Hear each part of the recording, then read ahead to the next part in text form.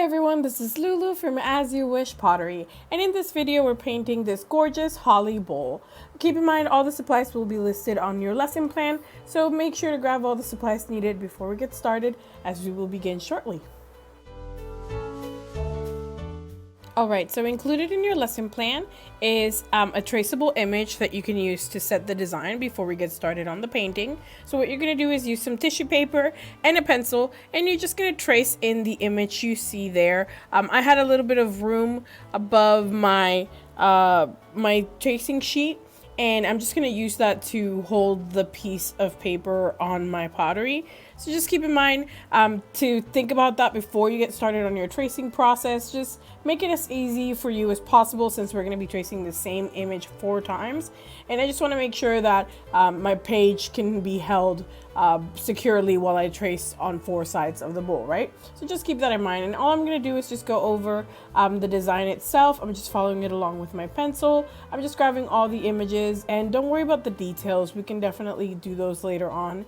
This is just for us to know where things will be placed before we get started on the painting process, and we have it securely set on our bowl before we actually paint it, so we know where everything goes.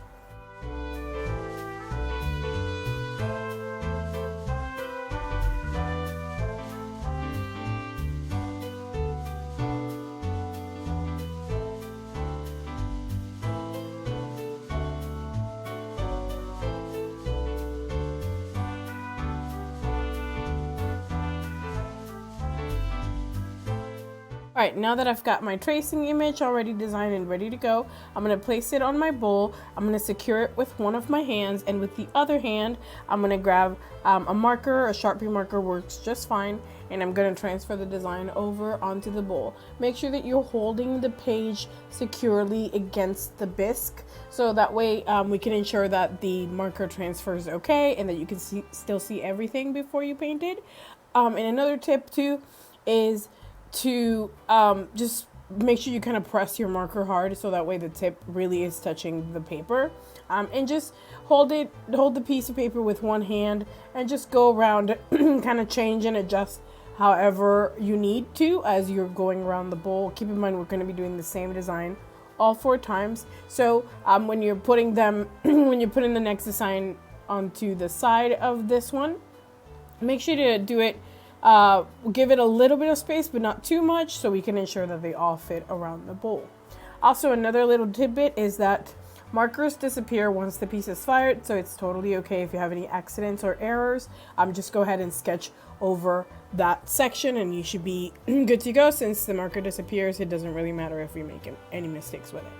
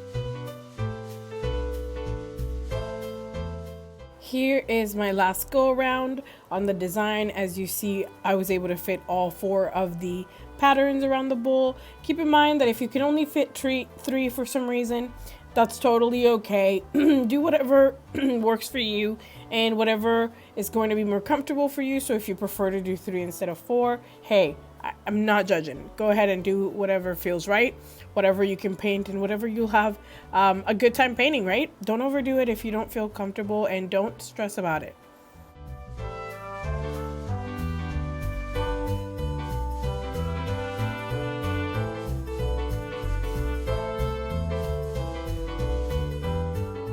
Okay, so now I'm going to use the long detail brush to paint the larger leaves with 2 coats of Kermit. Remember to repeat on each side of the bowl until they're all painted, and make sure that you're doing a good heavy set of 2 coats on there. We want these leaves to look really bright and also to stand out, as this is like the darkest of the colors we're using. So feel free to ensure that they're painted thoroughly and that there's no bisque showing underneath.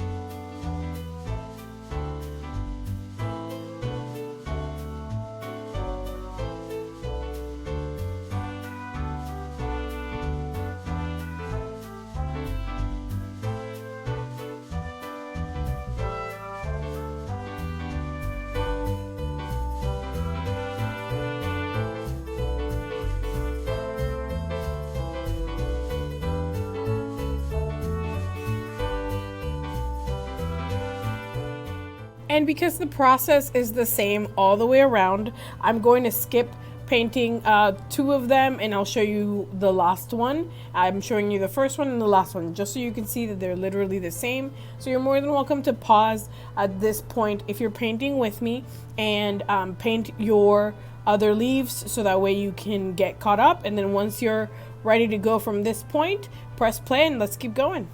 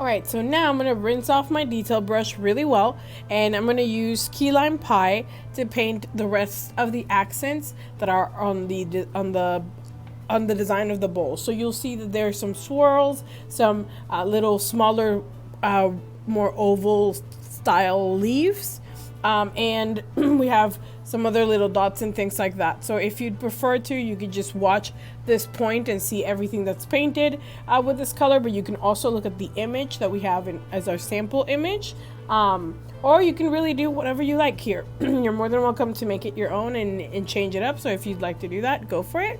But yeah, all I'm doing is I'm using the tip of my detail brush to make sure that my lines are really nice and thin.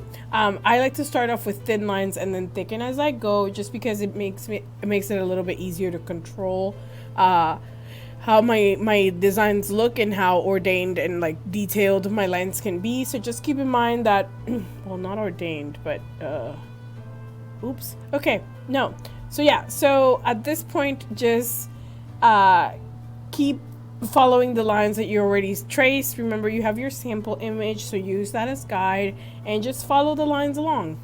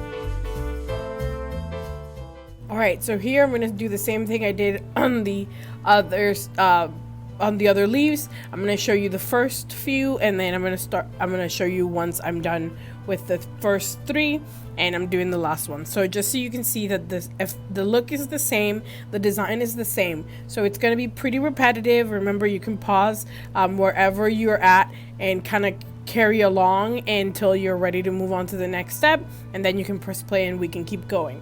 But from here on out, just keep doing your swirls. Remember to start off skinny and add more weight as you go. Remember that you don't need to heavy load your brush. A little bit of paint will go a long way, and have fun with it.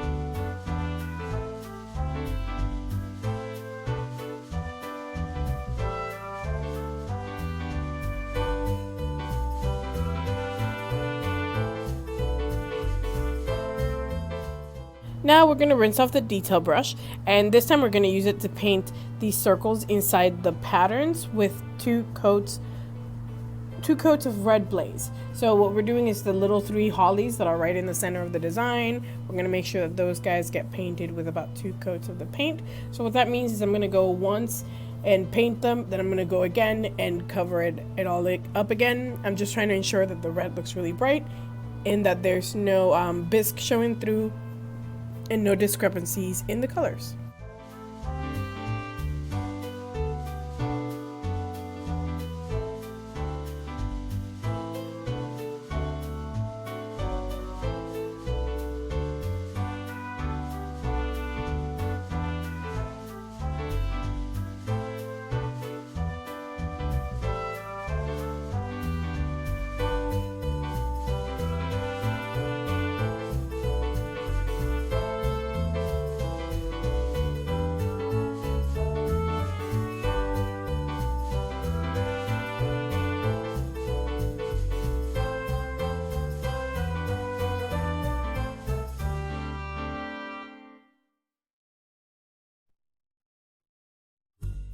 Alrighty, so now after I've done all my hollies and after I've painted them with 2 coats, I'm going to use the back of my pencil eraser, but just know you can use the back of your pencil, the back of the large square brush, whatever you'd like to use to paint some dots around. The reason I chose the pencil was because I wanted to go for a little bit of larger dots, but not too large, just a little bit smaller than the hollies. But just as, you know, predominant so you could still see them brightly. And then I used the back of the large square brush because that one could give me smaller dots. So it's up to you if you want to do it that way, or if you want to add a more or less. It's up to you however many you want to add. It's just an idea to add a little bit of cluster of the red so there's a little bit more color in the background than just the greens.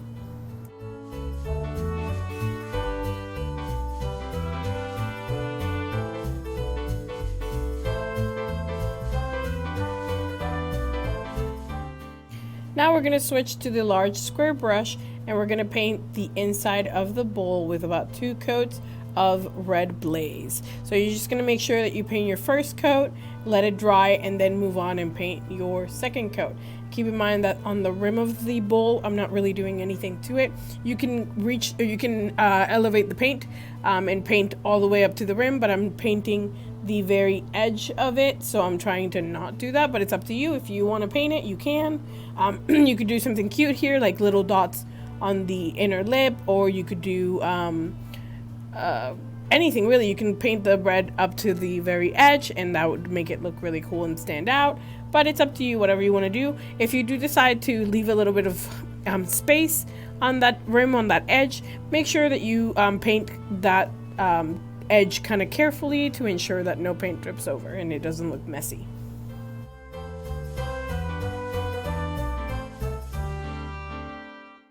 Alright, so once our 2 coats are done, we're going to move on to the next step. And the next step is going to be to outline everything with black lab. But I wanted to show you guys how much water I add to my black lab before I use it for outlining or detailing. I pour my black lab in my little pocket or in your paint palette, whatever. And I wanted to slow it down here, and I wanted to show you guys. I literally put the smallest amount. It's just a little bit to loosen up that paint, to make it a little bit more of the consistency of ink. So once I have a couple droplets in there, I use my my detail brush, the brush that I'm going to use to detail, right? I'm going to use that brush to stir that paint in water really, really well before I ever bring it close to the pottery. I like to make sure that it's all stirred and there's no discrepancy and no water is just hanging about, just because it'll blob, and I'm not looking for that. I'm looking for a good consistency in my paint. So you can kind of feel it when you're stirring. If it feels a little bit thick still, just add a small droplet and you'll feel it kind of loosen up, and that's what we're going for. Something that has kind of the consistency of ink, and it will give us really nice lines and really nice detail to our designs as well. And when it comes to outlining and detailing, take it slow. Start off with the parts that are easiest. If you're left-handed, I would say start from somewhere to your right, and then keep going until you have the whole image filled. If you're right-handed, go from like left to or right to left, that kind of thing. Whatever, work whatever way is the most comfortable to you, the way that you'll ensure that your hand won't touch the paint or the wet paint, right? We want to kind of avoid that as much as possible. So it's totally okay if you need to take your time with it. When it comes to the swirls, I like to break them down. Sometimes I go about them, I start off in their center and I work my way out. Or sometimes if I can bring in the whole stroke to go, I will do it that way. But it's really up to you, however you want to do it. Just don't feel like you have to do it perfectly the first go around. Just take your time, make it into or separate it into smaller steps, right? So it's easier in the end, and so you have the best result as well in the end. So just try to keep it simple, keep it slow, don't stress it, don't overload your brush. Make sure that you try to maintain a good amount of paint in the tip of your brush, and don't overload it. Also remember that in the back of your lesson plan, or not in the back, but in your lesson plan itself, remember the traceable image we used to create the pattern. You can totally use this to also allow you a traceable, so you can practice if you wanted to. So a practice sheet, so you could grab that in the brush and kind of practice a few of your lines, kind of practice the design itself, just because there are those curly views, and you also want to kind of maintain a really nice thin line and thin detail. It allows for all those colors to really show through and not overpower it. And since we're working with a bisque background, we don't want the black to overshadow all of our other work, right? We want it to be just an accent, just kind of a focal point, but that's it. So yeah, so take it easy. Make sure that you are not overloading your brush. Kind of, if you see right now, you can see where I offload my brush as much as possible. So like I dip and I offload, I dip, or dip and kind of scrape off any paint left over, just because I don't want to have a blob, and I don't want to have really thick lines, because they're a little bit trickier. Remember, you can always make things thicker, but you cannot make things thinner. So just be aware that your lines will look best if you take your time, if you're aware of them.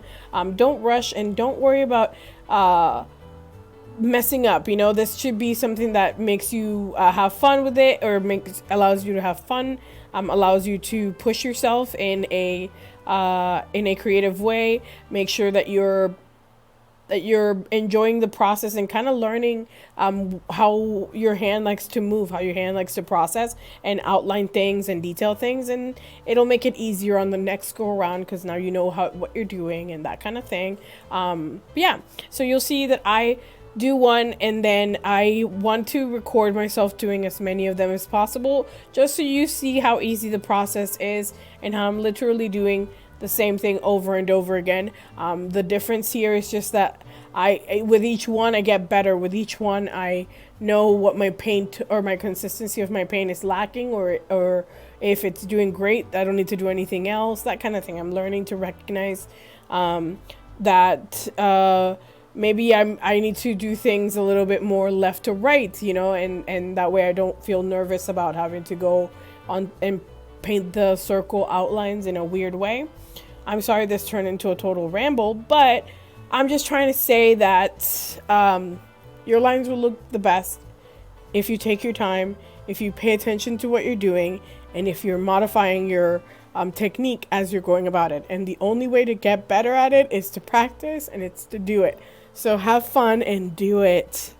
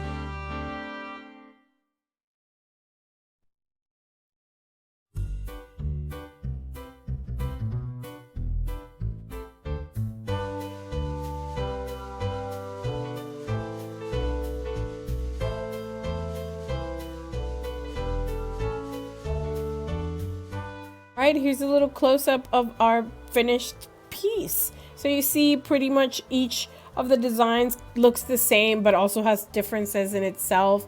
And it was a really fun process to do, very relaxing to just sit and follow kind of the same details over and over again. Thank you so much for painting with me today. I hope you had a fun time and I hope you learned a little bit. Have a great day and we'll see each other again soon. Bye-bye.